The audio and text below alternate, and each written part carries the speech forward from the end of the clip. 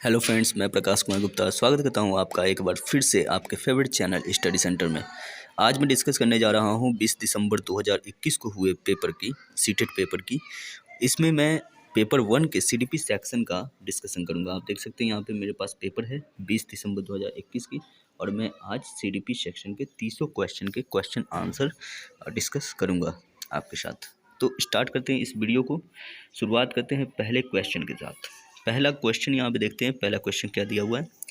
पहले क्वेश्चन में है, इनमें से कौन सा विकास का सिद्धांत नहीं है। यहाँ पे नहीं है पूछा हुआ है, तो विकास एक धारणीय और एका आयामी होता है। यही बात जो है गलत है। विकास एक धारणीय और एक आयामी नहीं होता है, इसके अलग अलग डायमेंशंस होते हैं, अलग अलग डायमेंशन में डेवलपमेंट होता है, इसलिए ये बात जो है गलत है। इसलिए पहले क्वेश्चन का आंसर हो जाएगा फर्स्ट नंबर ऑप्शन। बढ़ते हैं दूसरे क्वेश्चन की तरफ। दूसरा क्वेश्चन यहाँ पे देखते हैं। दूसरे क्वेश्चन में दे रहा है कि शीर्षगामी सिद्धांत विकास के किस क्षेत्र पर लागू होता है। देखिए, शीर्षगामी सिद्धांत जो है वह विकास के गामक विकास पर लागू होता है। शीर्षगामी विकास क्या है कि विकास जो है वह सिर से पैर की तरफ होती है।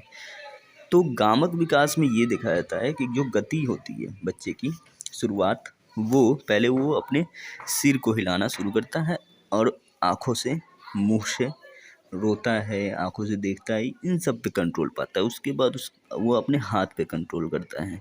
उसके बाद उसके पैर जो है ना वो कंट्रोल में आते हैं, यानी कि नियंत्रण जो है वो सिर से पैर की तरफ पड़ता है। ये गत्यात्मक विकास होता है। तो गामक विकास इसका सही जवाब होगा। तो दूसरे नंबर क्वेश्चन का भी पहला number option is the right answer. बढ़ते हैं तीसरे नंबर क्वेश्चन की तरफ। तीसरा क्वेश्चन यहाँ पे दे रहा है, भाषा विकास के संदर्भ में संवेदनशील अवस्था कौन सी है। देखिए, भाषा के विकास के लिए सबसे संवेदनशील अवस्था जो होती है वह होती है प्रारंभिक बाल्यावस्था। अगर प्रारंभिक बाल्यावस्था की बात करें तो यहाँ पे दूसरे ऑप्शन में प्रारंभिक बाल्यावस्था दिया हुआ है, प्रारंभिक अवस्था दिया हुआ है। इंग्लिश में आप देखेंगे तो प्रारंभिक बाल्यावस्था यानी कि अर्ली चाइल्डहुड दिया हुआ है। देखिए, आप इंग्लिश में देख सकते हैं, इंग्लिश में यहाँ पे अर्ली चाइल्डहुड दिया है दूसरे नंबर ऑप्शन में। ठीक है, तो प्रारंभिक बाल्यावस्था ही इसका सही जवाब होगा, क्योंकि भाषा का विकास सबसे ज़्यादा प्रारंभिक बाल्यावस्था में होता है। ओके, बढ़ते हैं तीसरे नंबर क्वेश्चन की तरफ। चौथे नंबर क्वेश्चन की तरफ चौथे नंबर क्वेश्चन की तरफ बढ़ते हैं। चौथा नंबर क्वेश्चन देखते हैं क्या है। चौथा नंबर क्वेश्चन है, परिवार में आरंभ होने वाली वह प्रक्रिया जिसमें बच्चे अपनी व्यक्तिगत पहचान जानना शुरू करते हैं, भाषा सीखते हैं और आरंभिक संज्ञानात्मक कौशल विकसित करते हैं, तो ये क्या कहलाती है। तो परिवार में जो बच्चे सीखते हैं या बच्चे जो है परिवार में जो समाजीकरण करते हैं उसको हम लोग प्रारंभिक समाजीकरण कहते हैं, क्योंकि प्रारंभिक समाजीकरण समाजीकरण का प्राथमिक जो संस्था है वो है परिवार, और वहाँ पे प्रारंभिक समाजीकरण होता है। बढ़ते हैं चौथे नंबर क्वेश्चन का इस तरह से हो जाएगा पहला नंबर ऑप्शन सही जवाब। बढ़ते हैं पाँचवें नंबर क्वेश्चन की तरफ। पाँचवें नंबर क्वेश्चन में दे रखा है, लॉरेंस कोहलबर्ग के सिद्धांत के अनुसार किस चरण पर नैतिक चिंतन शुरुआती सामाजिक परिप्रेक्ष्य पर आधारित होता है। देखिए, लॉरेंस कोहलबर्ग ने 3 लेवल दिए हुए हैं। पहले दिए हुए पूर्व परंपरागत अवस्था, उसके बाद परंपरागत अवस्था और उसके बाद उत्तर परंपरागत अवस्था। तो पूर्व परंपरागत अवस्था में लॉरेंस कोहलबर्ग करते हैं कि बच्चे में नैतिकता जैसी कोई चीज़ होती ही नहीं है, वह बस दंड से बचने के लिए आगे का पालन करता है या फिर अपने किसी फायदे के लिए, मतलब अहम केंद्रित होता है बच्चा। दूसरे स्टेज में क्या होता है, दूसरे लेवल में क्या होता है, बच्चा जो है वो समाज की चिंता करने लगता है। तो जो शुरुआती सामाजिक परिप्रेक्ष्य पर आधारित नैतिक चिंतन होता है वह दूसरे लेवल में आता है, और दूसरे लेवल का नाम है पारंपरिक चरण, यानी कि कन्वेंशनल स्टेज। तो कन्वेंशनल लेवल ही जो है इसका सही जवाब होगा, पारंपरिक अवस्था। ओके, बढ़ते हैं छठे नंबर क्वेश्चन की तरफ। छठा नंबर क्वेश्चन यहाँ पे कह रहा है, पियाजे के सैद्धांतिक दृष्टिकोण से नई सूचनाओं को अपने मौजूदा ज्ञान में शामिल करने को क्या कहते हैं। देखिए, मौजूदा ज्ञान यानी स्कीमा में अगर हम कोई नई इन्फॉर्मेशन ऐड करते हैं, नई सूचनाएं समायोजित करते हैं, शामिल करते हैं, तो उसको हम लोग आत्मसातकरण कहते हैं। आत्मसातकरण यानी इंटरलाइजेशन इसका सही जवाब हो जाएगा। बढ़ते हैं अब सातवें नंबर क्वेश्चन की तरफ। सातवां नंबर क्वेश्चन देखते हैं यहाँ पे क्या दे रखा है। सातवां नंबर क्वेश्चन दिया हुआ है, मीना अब शब्दों का प्रयोग करने लगी है तथा यह समझने लगी है कि शब्द वस्तुओं के प्रतीक हैं। अब तर्क करने लगी है परंतु प्रत्ययों का संरक्षण और क्रमबद्धता नहीं कर पाती है।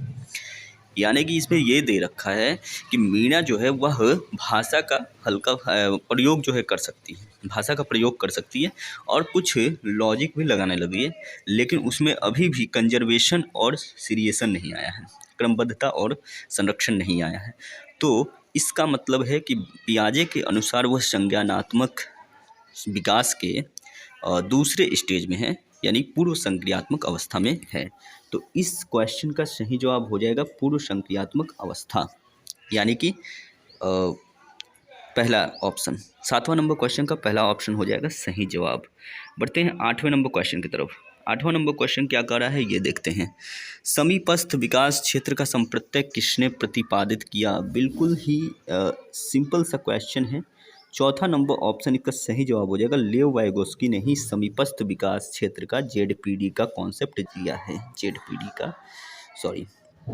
जेडपीडी का कॉन्सेप्ट जो है वो वाइगोस्की ने दिया है, लेव वाइगोस्की ने। तो इस क्वेश्चन का जो है 8वें नंबर क्वेश्चन का चौथा नंबर ऑप्शन हो जाएगा सही जवाब। पढ़ते हैं 9वें नंबर क्वेश्चन की तरफ। 9वां नंबर क्वेश्चन कर रहा है कि कौन सा कथन लेव वाइगोस्की के मूल सिद्धांत को सही मायने में दर्शाता है?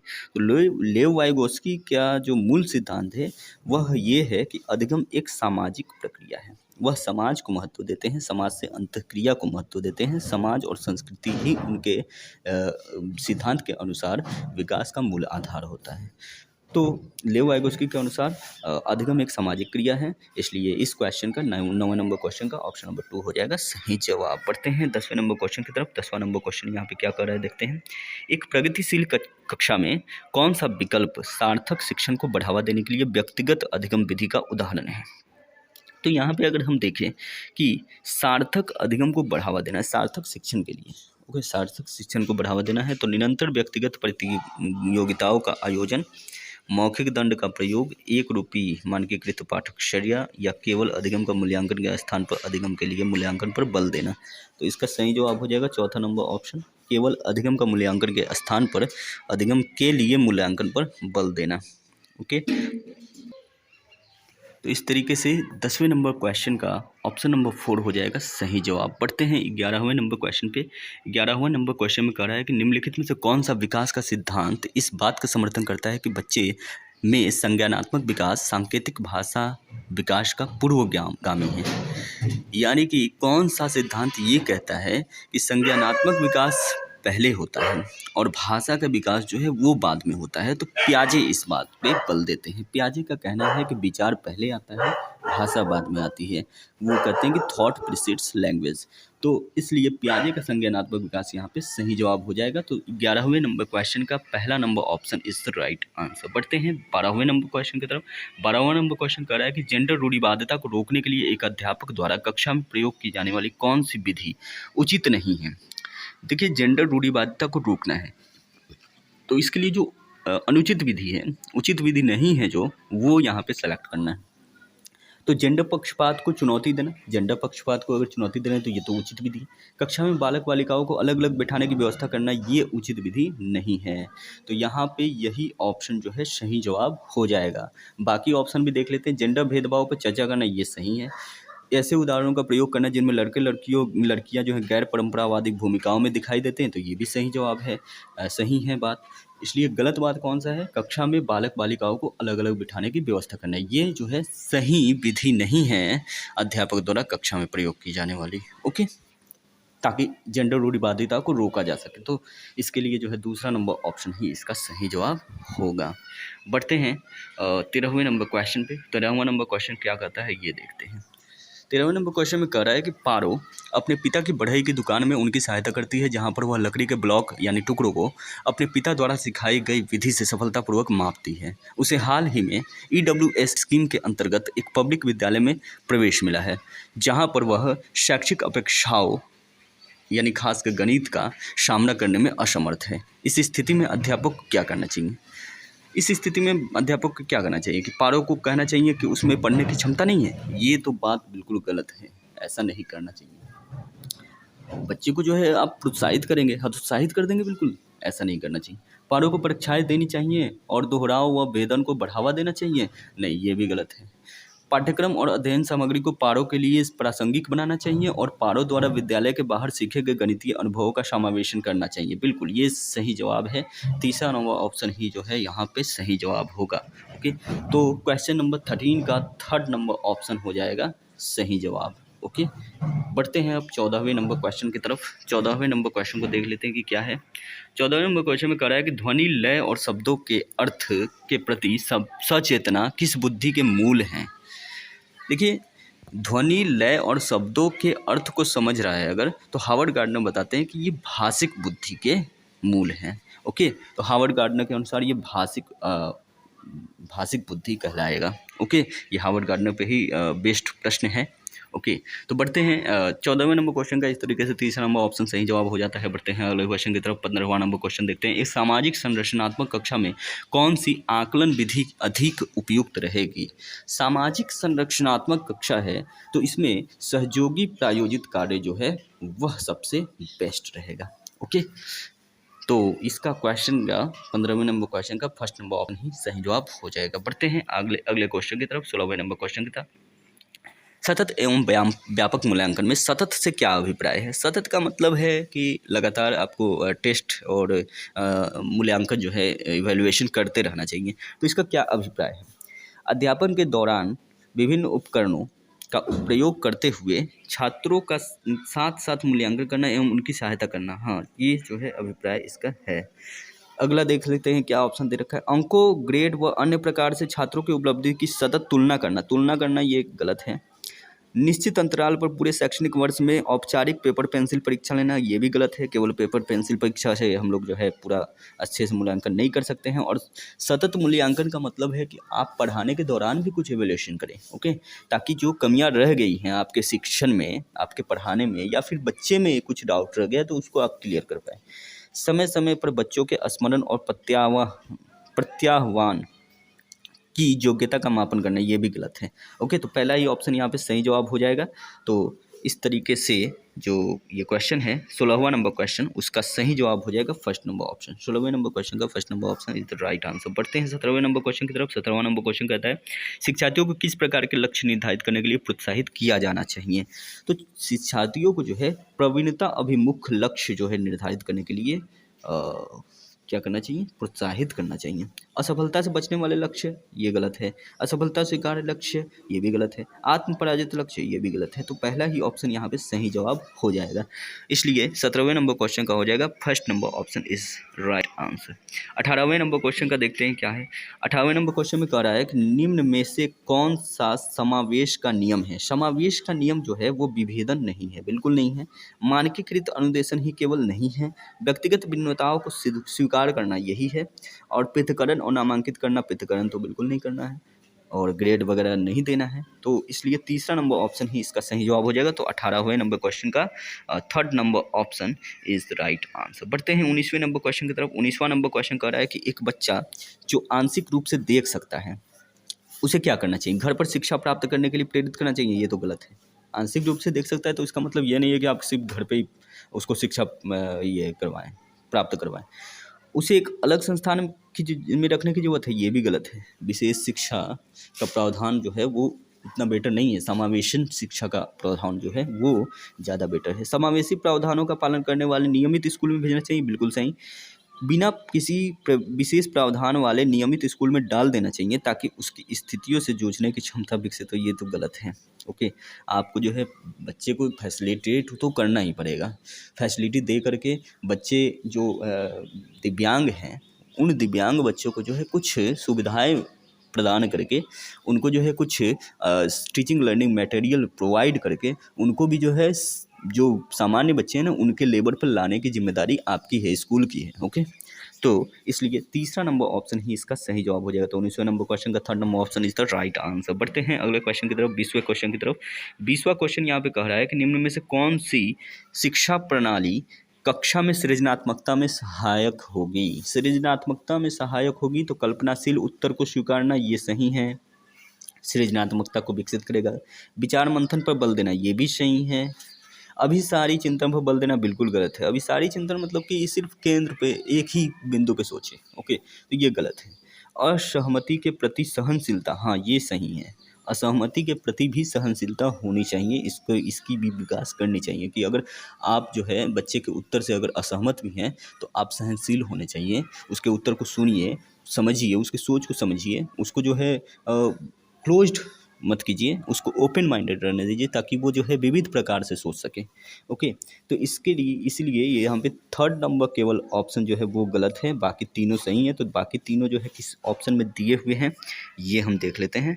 तो यहाँ पे 1, 2 एंड 4 फोर्थ नंबर ऑप्शन में दिया हुआ है, तो फोर्थ नंबर ऑप्शन इसका सही जवाब हो जाएगा। तो 20वें नंबर क्वेश्चन का fourth number option is the right answer. बढ़ते हैं 21वें नंबर क्वेश्चन पे।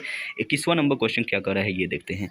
एक स्वैर चिंतन यानी आत्मविमोह वाले छात्र जो आयोजित सत्र की सामूहिक क्रियाकलापों को करने में कठिनाई का सामना कर रहा है, उसकी सहायता करने के लिए निम्नलिखित में से कौन सी विधि समावेशी दृष्टिकोण के अनुरूप नहीं है। समावेशी दृष्टिकोण के अनुरूप नहीं है, ये बताना है कौन सी विधि।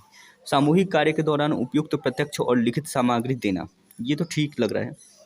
बच्चे को कम शोर वाले विश्रांत वातावरण में जुगमों में कार्य करने की अनुमति देना, ये भी सही लग रहा है क्योंकि बच्चे को जो है, बच्चे को स्वैर चिंतन है यानी आत्मविमोह है, का मतलब कि बच्चा जो है ऑटिज्म का शिकार है, तो उसको जो है ज़्यादा भीड़ भाड़ वाले इलाके या ज़्यादा भीड़ भाड़ पसंद नहीं है, ज़्यादा शोर पसंद नहीं है। तो कम शोर वाले वातावरण में ही आप जो है जुगमों में काम करने के लिए जो है उसको अनुमति देंगे कि वो जो है मिल करके बाकी बच्चे के साथ जोड़े बना करके पेयर में जो है वो काम करे, ताकि इससे जो है उसको उसका विकास भी हो और उसके लिए सही माहौल भी आप मुहैया करवाएं। बच्चे को विशिष्ट स्कूल में भेजना ये गलत है, विशिष्ट स्कूल में आप नहीं भेजेंगे, आप जो है सामान्य स्कूल में ही, नियमित स्कूल में ही उसको कुछ विशेष सुविधाएं प्रदान करके उसको सामान्य बच्चों के साथ मिलाएंगे। ओके, सामान्य कक्षा में प्रतिकारी ट्यूटर की मदद लेना, ये तो बात सही है, बात सही है क्योंकि सामान्य कक्षा में ही जो है आप उसके लिए प्रतिकारी ट्यूटर जो है वह रखेंगे, तो जो कि जो है उसको विशेष तरीके से टीच कर सके, विशेष तरीके से उसको जो है गाइड कर सके। ओके, तो ये तीनों बातें सही हैं, सिर्फ तीसरा नंबर ऑप्शन ही यहाँ पे गलत है और यहाँ पे गलत ही पूछ रहा है कि कौन सा समावेशी शिक्षा समावेशी दृष्टिकोण के अनुरूप नहीं है, ऐसा पूछ रहा है। तो तीसरा नंबर ऑप्शन यहाँ पे सही जवाब हो जाएगा, विशिष्ट स्कूल में भेजना ये अनुरूप नहीं है। ओके, तो 21वें नंबर क्वेश्चन का third number option is the right answer. बढ़ते हैं 22वें नंबर क्वेश्चन की तरफ। 22वें नंबर क्वेश्चन में कह रहा है कि एक प्राथमिक कक्षा में शिक्षक को छात्रों को प्रश्न पूछने के लिए प्रोत्साहित करना चाहिए, बिल्कुल करना चाहिए। उसको हतोत्साहित करना चाहिए, ये नहीं करना चाहिए। उसको प्रश्न पूछने की कभी भी अनुमति नहीं देनी चाहिए, ये तो बिल्कुल गलत है। प्रश्न पूछने पर सजा देनी चाहिए, बहुत बहुत गलत है। ओके, तो पहला ही ऑप्शन सही हो जाएगा कि शिक्षक को छात्रों को प्रश्न पूछने के लिए प्रोत्साहित करना चाहिए। ओके, बढ़ते हैं अगले क्वेश्चन की तरफ। अगला क्वेश्चन 23rd नंबर क्वेश्चन जो है अभिकथन और कारण से जुड़ा हुआ है। अभिकथन देख लेते हैं क्या है। विद्यालयों को छात्रों में पाठ्य पुस्तकों को याद करने, पुनः उगल देने की योग्यता के स्थान पर उनमें अपनी आवाज़ उठाने, जिज्ञासा शांत करने, क्रियाशील होने, प्रश्न पूछने, विवाद करने, समूह में कार्य करने की योग्यता विकसित करनी चाहिए। तो ये तो अभिकथन बिल्कुल सही है। अब कारण देख लेते हैं। अधिगम का स्वरूप क्रियाशील और सामाजिक है, ये भी बात सही है। ओके, कारण भी मतलब सही है और कारण जो है सही व्याख्या भी है अभिकथन की, तो इसलिए इसका दूसरा नंबर पहला नंबर ऑप्शन ही सही हो जाएगा कि अभिकथन और कारण दोनों ही सही हैं और कारण सही व्याख्या करता है अभिकथन की। ओके, तो 23वें नंबर क्वेश्चन का first number option is the right answer. बढ़ते हैं 24वें नंबर क्वेश्चन पे। 24वां नंबर क्वेश्चन यहाँ पे कह रहा है कि एक विशेष विषय में ज्ञान और संबंधों को सुव्यवस्थित तथा निरूपित करने के लिए आलेखीय साधनों का प्रयोग क्या कहलाता है। एक विशेष विषय में ज्ञान और संबंधों को सुव्यवस्थित करना है और निरूपित करना है, तो उसके लिए जो आलेखीय साधन का प्रयोग है वह यहाँ पे संकल्पना मानचित्र कहलाता है। संकल्पना मानचित्र के बारे में जो है मैं आपको विस्तार से बताऊंगा किसी वीडियो में। ओके, बढ़ते हैं आगे। तो 24वें नंबर क्वेश्चन का ऑप्शन नंबर 4 हो जाएगा सही जवाब। बढ़ते हैं अगले क्वेश्चन की तरफ। अगला क्वेश्चन देखते हैं 25वां नंबर क्वेश्चन क्या कह रहा है। कह रहा है कि उस उदाहरण को चुनिए जो आंतरिक प्रेरणा को दर्शाता है, इंटरनल मोटिवेशन को दर्शाता है। रोशनी परीक्षा में अच्छे अंक के लिए परिश्रम कर रही है, अच्छे अंक के लिए परिश्रम कर रही है, इसका मतलब कि बाहरी एक्सट्रिंसिक मोटिवेशन ही है, बाहरी तरीके से मोटिवेट है वो, अंदर से नहीं। रूमी अपना गृह कार्य पूरा कर रहा है, क्योंकि उसके माता पिता फिर से उसे टीवी देखने देंगे। ये भी एक्सट्रिंसिक मोटिवेशन है, तो ये भी गलत हो जाएगा, ये भी गलत हो जाएगा। रोमी बहुत सी पुस्तकें पढ़ रही है क्योंकि रीडिंग स्टार बोर्ड पर उसको अपना नाम ऊपर लाकर वह अध्यापिका से की प्रशंसा पाना चाहती है। तो ये भी जो है एक्सट्रिंसिक मोटिवेशन है, इंट्रिंसिक मोटिवेशन नहीं है। अपनी परियोजना कार्य के लिए रवि विभिन्न स्रोत तलाश कर रहा है क्योंकि नई जानकारी लेने में रुचि रखता है। ये एक्सट्रिंसिक मोटिवेशन है, या जो है इंटरनली मोटिवेटेड है बच्चा। ठीक है, तो चौथा नंबर ऑप्शन ही इसका सही जवाब हो जाएगा। तो कौन सा क्वेश्चन है ये? सॉरी, ये तो डिफ़ॉल्ट हो गया। एक सेकंड, मैं इसको ठीक करता हूँ, माफ़ कीजिएगा, पेज में मैं बहुत ज़्यादा नीचे चला गया था गलती से। तो ये जो 25वां नंबर क्वेश्चन है, 25वां नंबर क्वेश्चन है ये, और 25वें नंबर क्वेश्चन का सही जवाब हो जाएगा ऑप्शन नंबर 4 कि अपनी परियोजना कार्य के लिए रवि जो है विभिन्न स्रोत तलाश कर रहा है क्योंकि नई जानकारी लेने में रुचि रखता है। तो ये इंटरनली मोटिवेटेड बच्चे की निशानी है। अगले क्वेश्चन को देखते हैं। अगला क्वेश्चन है 26वां नंबर क्वेश्चन। 26वें नंबर क्वेश्चन में कह रहा है कि इनमें से कौन सी नीति छात्रों को चिंता का सामना करने में सहायता नहीं देती है? छात्रों को अधिगम की प्रभावकारी और अर्थपूर्ण विधियां सिखाना, ये तो सहायता देगी। छात्रों को लघु अवधि के यथार्थवादी लक्ष्य निर्धारित करने में सहायता देना, ये भी जो है देगी, मतलब सहायता करेगी। छात्रों को अपनी चिंता की अनुभूति का स्रोत पहचानने में मदद करना, ये भी सहायता देगी। कक्षा में छात्रों के प्रदर्शन की एक दूसरे से तुलना करना, ये सहायता नहीं करेगी, इसलिए इसमें नहीं पूछ रहा है। अतः यहाँ पे सही जवाब जो हो जाएगा 26वें नंबर क्वेश्चन का, वो हो जाएगा चौथा नंबर ऑप्शन। तो 26वें नंबर क्वेश्चन का चौथा number option is the right answer. बढ़ते हैं 27वें नंबर क्वेश्चन पे। 27वें नंबर क्वेश्चन क्या कहता है ये देखते हैं। रचिता एक गणित अध्यापिका है, अपने छात्रों की भाषा कथन वाले प्रश्नों को में सही प्रक्रिया पहचानने में त्रुटियों का विश्लेषण कर रही है।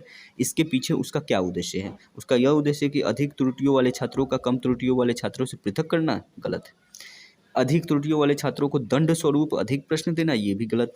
त्रुटि सुधार के लिए अभ्यास वाले अधिक प्रश्न देना, ये भी गलत। त्रुटियों को समझना क्योंकि वे छात्रों के चिंतन को समझने में मदद करते हैं, ये बात सही है। और इसलिए 27वें नंबर क्वेश्चन का ऑप्शन नंबर 4 हो जाएगा राइट आंसर। बढ़ते हैं अगले क्वेश्चन की तरफ। अगले क्वेश्चन को देखते हैं। अगला क्वेश्चन क्या कहता है? अगले क्वेश्चन में कह रहा है 28वें नंबर क्वेश्चन में कि राष्ट्रीय शिक्षा नीति 2020 किस पर बल देती है? देखिए, राष्ट्रीय शिक्षा नीति 2020 जो है परीक्षा के लिए पढ़ना, ये गलत है। परीक्षा के लिए पढ़ने के लिए बल नहीं देती है। स्मरण पर आधारित शिक्षा पे बल नहीं देती है। वेधन और अभ्यास पे बल नहीं देती है। कॉन्सेप्चुअल अंडरस्टैंडिंग पे बल देती है। संप्रत्ययी समझ पर बल देती है। इसलिए 28वें नंबर क्वेश्चन का ऑप्शन नंबर 4 हो जाएगा राइट आंसर। बढ़ते हैं अगले क्वेश्चन की तरफ। 29वां नंबर क्वेश्चन। 29वां नंबर क्वेश्चन कह रहा है कि बच्चे किस शिक्षा शास्त्र का द्वारा सबसे अधिक अर्थपूर्ण अधिगम करते हैं? तो इसमें ऑप्शन देख लेते हैं। व्याख्यान और प्रत्यक्ष अनुदय से द्वारा, इससे अर्थपूर्ण अधिगम बिल्कुल नहीं होगा। पुनरावृत्ति यंत्रवत अभ्यास द्वारा, तो बिल्कुल ही नहीं होगा। जब वे कार्यों और क्रियाकलापों में क्रियाशीलता से भाग लेते हैं, तब जो है अर्थपूर्ण अधिगम होगा। कार्यों को पूर्ण करने में विभिन्न चरणों पर उपयुक्त इनाम दिए जाते हैं, तब भी अर्थपूर्ण अधिगम बिल्कुल होने की उम्मीद नहीं है। इसलिए तीसरा ही ऑप्शन यहाँ पे सही जवाब हो जाएगा। 29वें नंबर क्वेश्चन का third number option is the right answer. बढ़ते हैं अगले क्वेश्चन की तरफ। 30 नंबर क्वेश्चन पे। 30 नंबर क्वेश्चन में कह रहा है छात्रों को विभिन्न प्रकार की सामग्री का प्रावधान करवाना और उन्हें अपने अधिगम को स्वनिर्देशित करने की स्वतंत्रता देना डैश को बढ़ावा देने की एक विधि है। क्या चीज़ को बढ़ावा देगा? छात्रों को आप विभिन्न प्रकार की सामग्री का प्रावधान करवा रहे हैं और उन्हें अपने अधिगम को स्वनिर्देशित करने की स्वतंत्रता दे रहे हैं, तो वह बच्चे में जो है अन्वेषित अधिगम को बढ़ावा देगा। ओके, तो इस तरीके से मैंने 30 के 30 सीडीपी के क्वेश्चन जो है आपके साथ डिस्कस किया। अब मैं अगले वीडियो में जो है मैथ का डिस्कशन करूँगा। इसी पेपर के मैथ सेक्शन का डिस्कशन पूरे 30 क्वेश्चन का करूँगा। ठीक है, तो मिलते हैं अगले वीडियो में। अगर आपको मेरे वीडियो हेल्पफुल लगे तो आप इन्हें सब जो है शेयर कर सकते हैं, लाइक कर सकते हैं, और चैनल को अगर सब्सक्राइब नहीं किया तो चैनल को सब्सक्राइब कर सकते हैं, जिससे आपको मेरे वीडियो के नोटिफिकेशंस मिलते रहेंगे। ओके, मिलते हैं अगले वीडियो में, तब तक के लिए धन्यवाद।